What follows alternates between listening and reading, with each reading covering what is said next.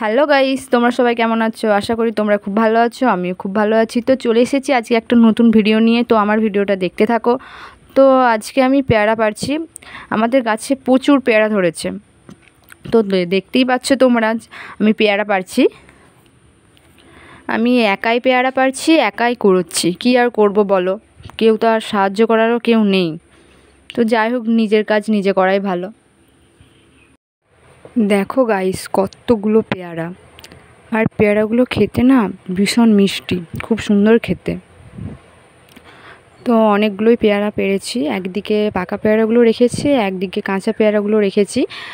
কারণ হচ্ছে যারা বয়স্ক আছে, মানে আমাদের বাড়িতে ধরো আমার ঠাম্মা, দাদু যারা আছে, তারা তো আর হচ্ছে ওই কাঁচা পেয়ারাগুলো খেতে পারবে না।